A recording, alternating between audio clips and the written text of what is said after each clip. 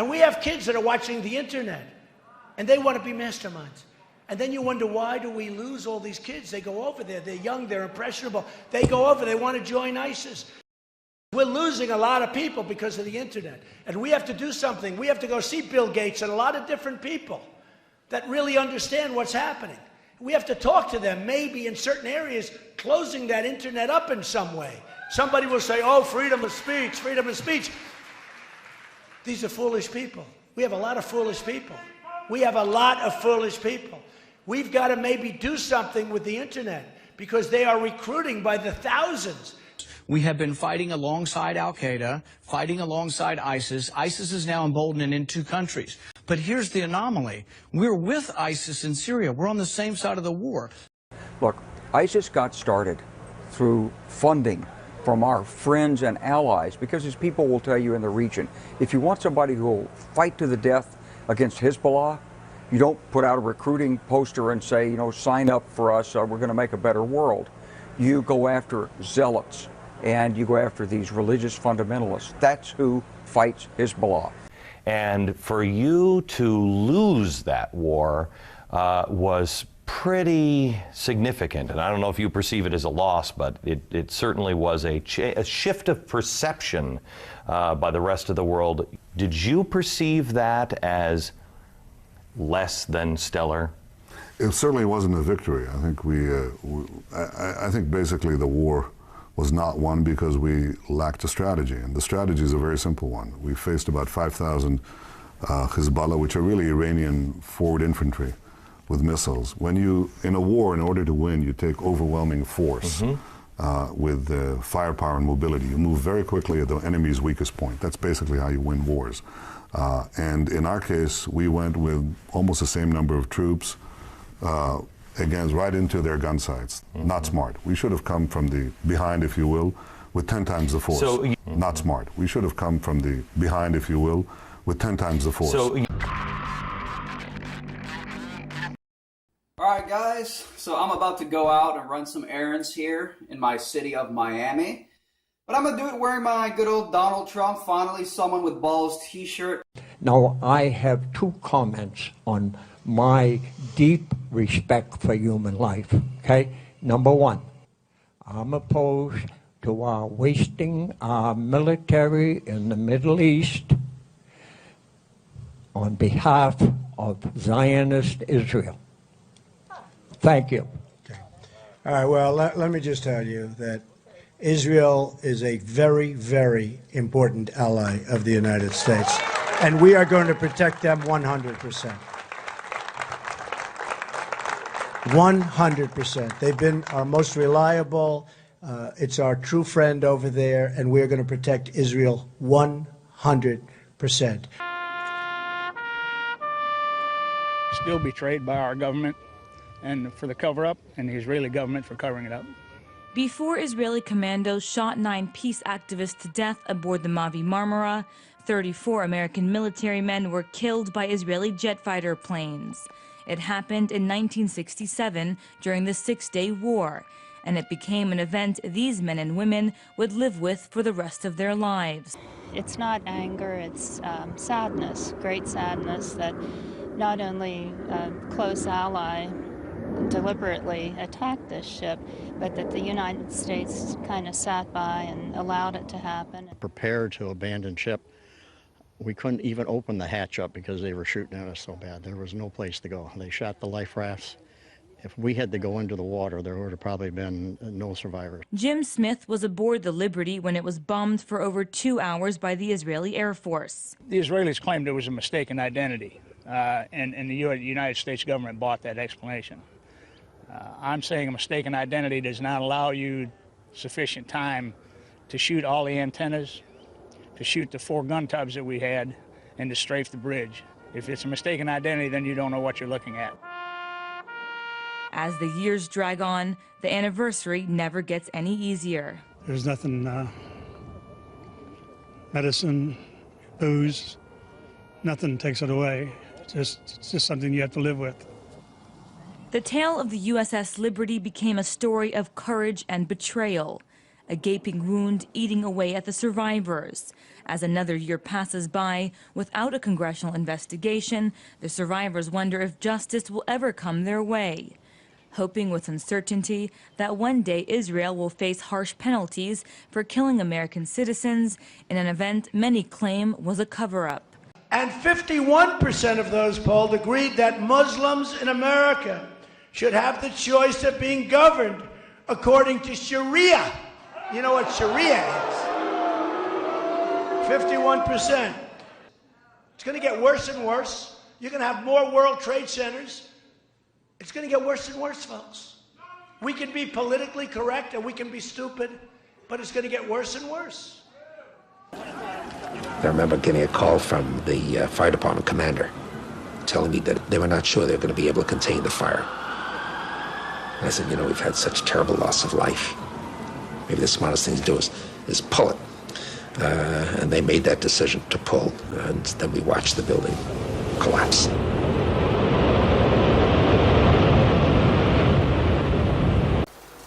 And that's one of the sacrifices we have to make.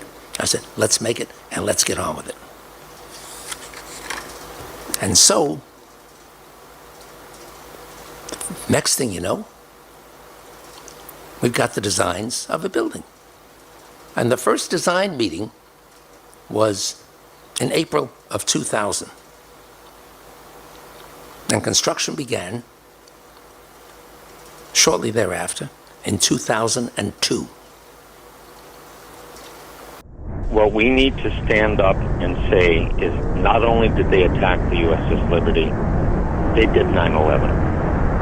They did it. 9/11 has led directly to 60,000 Americans dead and wounded. God knows how many hundreds of thousands of people in other countries that we've killed or wounded or made homeless. This is an open wound. And what Americans need to understand is they did it. They did it. And if they do understand that, Israel's going to disappear. Israel will flat-ass disappear from this earth. I sent a film to one of my colleagues, and it basically had Americans grieving over their dead, coming back. And I showed one of them, it was a woman just wrenched by grief, you know, over her dead soldier. And I said, you know, if Americans ever know that Israel did this, they're going to scrub them off the earth. And they're not going to give a rat's ass what the cost is. They are not going to care. We have two threats. One of them, you're quite right, we focus on is beyond the horizon in the form of these rogue regimes like Iraq or Iran that are feverishly arming themselves with ballistic weapon missiles or non-conventional weapons, biological or atomic warheads, which are trying to secure. And that is a grave danger for the entire world. There's no question about that. And I've been trying to alert the world to that danger. Those weapons of mass destruction got to be somewhere. I was like, I gotta have died and did like this, and if God loved me so much, do I just had to? Nope, no weapons over there. This is why I joined the Marine Corps.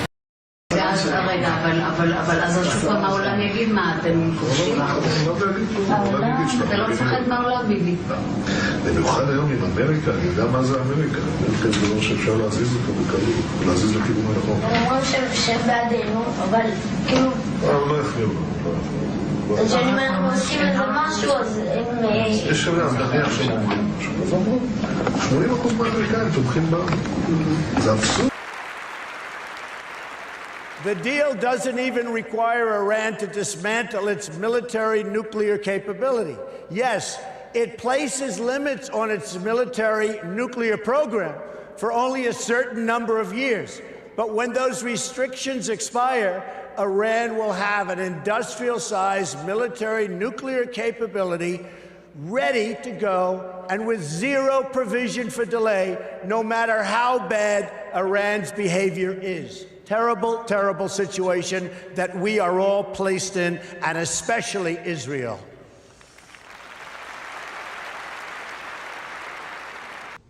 What is your secret? Because we don't seem to have the hang of that.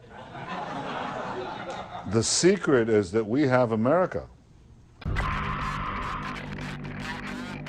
Obviously, it was a mistake. So George Bush made a mistake. We can make mistakes, but that one was a beauty. We should have never been in Iraq. We have destabilized the Middle East. But so you still think he should be impeached? I think it's my turn, isn't it? You do whatever you want. You call it whatever you want. I want to tell you, they lied. Okay. They said there were weapons of mass destruction. There were none, and they knew there were none. There were no weapons of mass destruction. All right. When I'm president, I will adopt a strategy that focuses on three things when it comes to Iran. First, we will stand up to Iran's aggressive push to destabilize and dominate the region.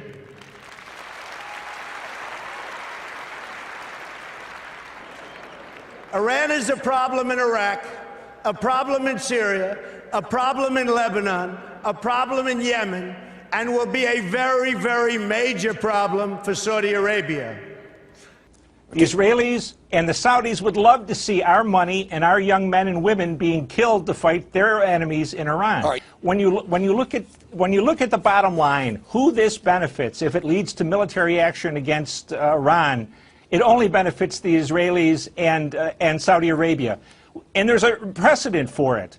We've already fought 2 wars against Iraq in favor of Israeli interests and Saudi interests. So we're always being pushed to get our people killed for their interests. So I think it could happen another time. Why not? Now, the United States might be seen as Israel's most staunch ally, but that doesn't necessarily mean the officials of the two countries like each other. And here is something to prove the point. An article in The Atlantic quotes this as the latest description of Benjamin Netanyahu given by one of the Obama administration's officials. The reporter who interviewed the official says that he's keeping a running tally of similar name-calling incidents from over the years. And here are just some of the names given to the Israeli Prime Minister by White House officials. אכפת לי מחיי כל אזרח ואזרח וחיי כל חייל וחייל. הייתי בשדה הקרב פעמים רבות, סיכנתי את חיי למען המדינה, ואינני מוכן לעשות ויתורים שיסכנו את המדינה שלנו.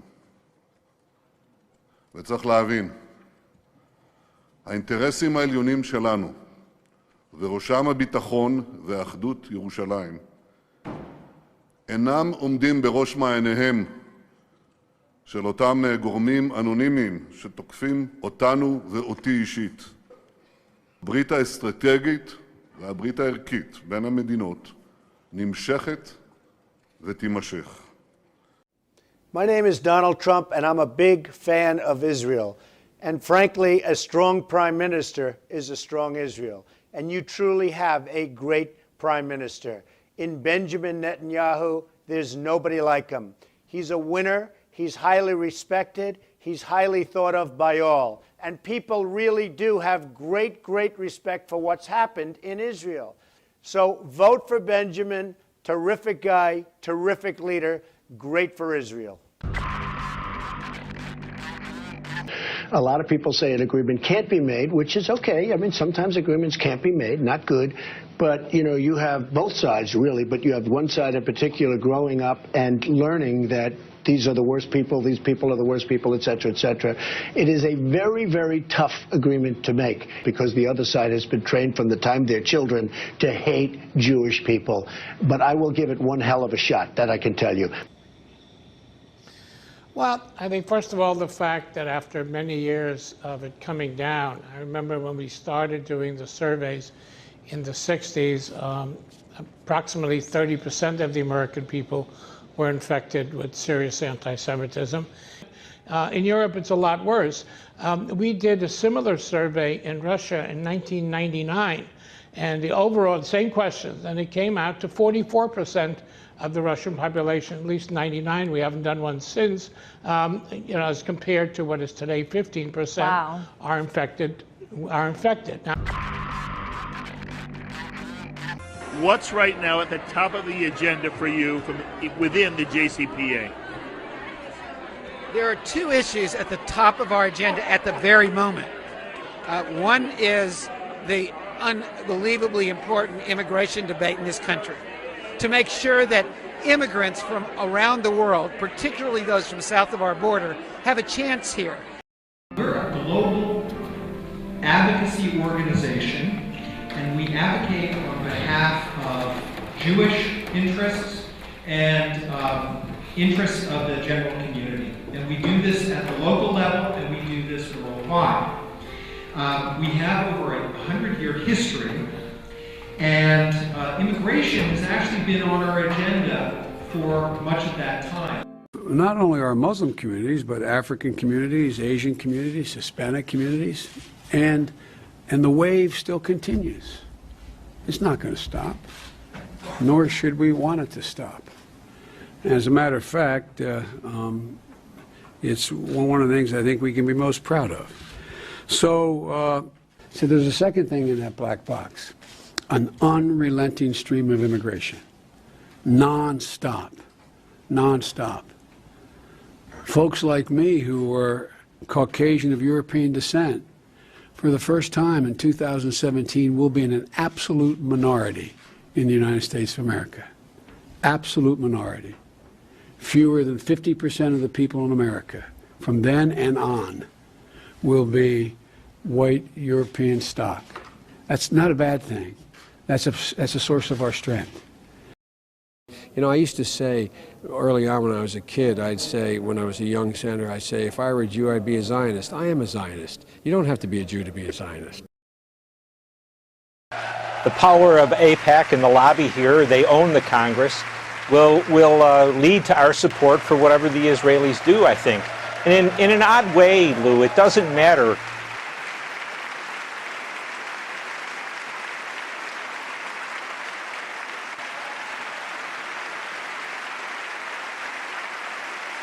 The United States government has been hijacked by the globalists, Bilderberg type people, the corporations. They're the ones who are running things. Y'all know the deal. The reason why Trump is better, because he's not a part of that crony system. I've been with Israel so long in terms of I've received some of my greatest honors from Israel. My father before me, incredible. My daughter Ivanka is about to have a beautiful Jewish baby.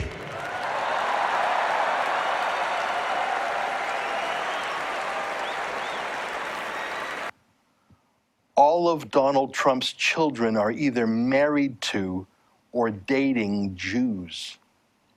All of them. The most famous of his kids, Ivanka Trump, she married Jared Kushner, who's Jewish, and she converted to Judaism herself. She actually took a Jewish name, Yael Trump. Her kids, Trump's grandkids, are Jewish. They probably call him Zadie. But it's not just Ivanka. Donald Jr. is married to Vanessa Hayden, who's Jewish. Eric Trump is married to Lara Yunaska, who's Jewish. They married under a Jewish chuppah or wedding canopy at Mar-a-Lago, an exclusive club that used to ban Jews until Trump filed a massive lawsuit against the bigots to let the Jews in.